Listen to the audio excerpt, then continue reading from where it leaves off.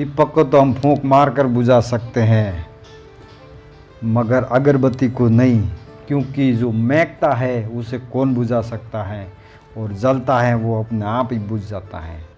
नमस्कार, मैं हूं मांगीलाल, आप देख रहे हो मेरे यूट्यूब और फेसबुक। तो एक आपके सामने छोटी सी कहानी, ये कहानी एक औरत की है जो वो हर रोज़ मंदिर जाया करती थी और अपनी सारी पाठ पूजा किया करती थी। अपने घर पर रहती थी तो भी जाती थी, कहीं बाहर जाती तो भी जाती, और कहीं विदेश में भी होती तो भी वो अपने कहीं से मंदिर ढूंढ कर वो प्रार्थना करती थी।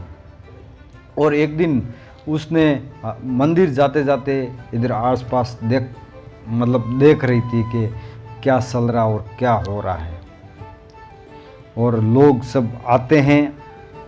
और उसने मन में ऐसा विचार किया कि लोग आते हैं और जो मोबाइल चलाते हैं, कोई वीडियो बनाते हैं, कोई सेल्फी लेते हैं, और कोई गपशप कर रहे हैं, तो कोई अपनी सास बहू की उधर बात कर रहे हैं। तब उसको ऐसा महसूस हुआ अंदर से कि यह क्या चल रहा है। 2-4 दिन ऐसे वो चलती देखती रही।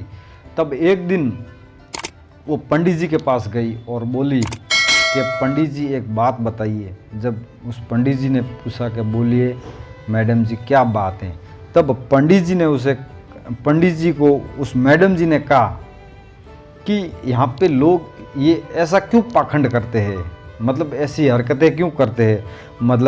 लोग आते हैं और वीडियो बनाते हैं, सेल्फी लेते हैं, और किसी की उधर बातें करते हैं, सास बहू की बुराइयां करते हैं। तब वो पंडित जी सुन रहा था।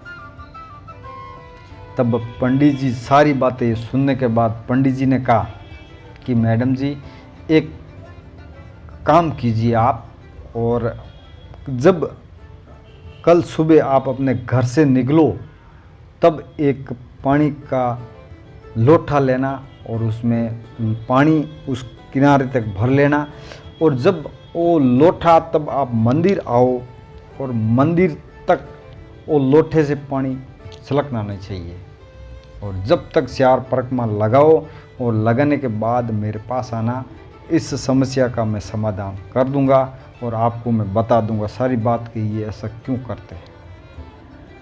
तब अगला दिन हुआ तो और मैडम सुबह उठी, और मैडम के अंदर वो था कि पंडित जी से मुझे ये सारा समस्या का समाधान पूछना है, क्या चीज़ है।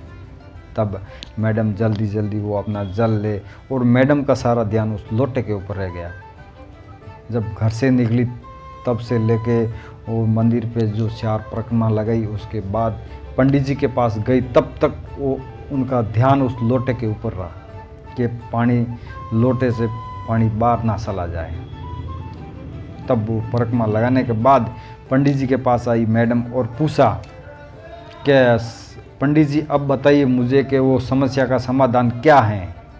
तब पंडित जी ने कहा कि आज आपने क्या देखा, जब घर से निकलने के बाद या मंदिर में 4 परिक्रमा लगाने तक। तब मैडम जी ने कहा आज मैंने कुछ नहीं देखा, क्योंकि मेरा सारा ध्यान इस लोटे के ऊपर था, कहीं ये जल बाहर ना निकल जाए। तब पंडित जी ने कहा आपने बिल्कुल सही कहा, क्योंकि आज आपका सारा ध्यान इस जो लोटे में जल है, इस जल के ऊपर था कि कहीं मेरा जल बाहर छलक ना जाए, इसलिए आपने कुछ नहीं देखा, और आते रास्ते में सबको इग्नोर करते करते यहाँ मंदिर से ले आई।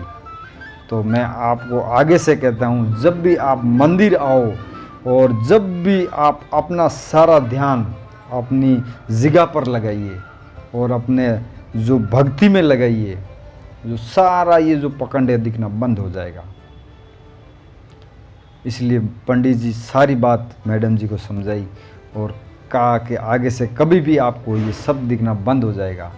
तब इस बात का सिर्फ अर्थ वही है कि कभी भी आप जो इधर ध्यान जो भटका रहे हो, वो सारा ध्यान अगर कोई भी काम कर रहे हो, कहने का इस बात का उदाहरण यही हुआ दोस्तों कि जो आप काम कर रहे हो, जैसे मैं मेरा बात आप जो इस मोबाइल में कर रहा हूँ, तो मेरी ध्यान इस मोबाइल के अंदर ही है।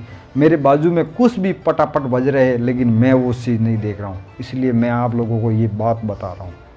तो आगे से कभी भी पंडित जी ने यही समझाया कि कभी भी आप जो बाजू में क्या पाखंड हो रहा है, क्या बातें हो रही है, क्या बुराई हो रही है, उस पर ध्यान मत दीजिए। और आप जो पूजा कर रहे हो तो पूजा में ध्यान दीजिए, और जो आप दूसरा काम कर रहे हो उस काम पर ध्यान दीजिए। जो ये सारी दूसरी बातें आपको दिखनी बंद हो जाएगी। बस दोस्तों, आप लोगों को मेरा ये कहने का मतलब यही था। और आगे से कोई भी मैं ऐसा वीडियो मतलब कहानी लाऊंगा तो आप लोगों को हर तरह की नई नई दिखाता रहूँगा। हर रविवार शाम 7 बजे देखने को तैयार रहना मेरे YouTube चैनल पर मांगीलाल 22। तो आज आपसे लेते हैं इजाज़त, फिर मिलते हैं अगले रविवार। जय श्री राम, जय गौ माता की।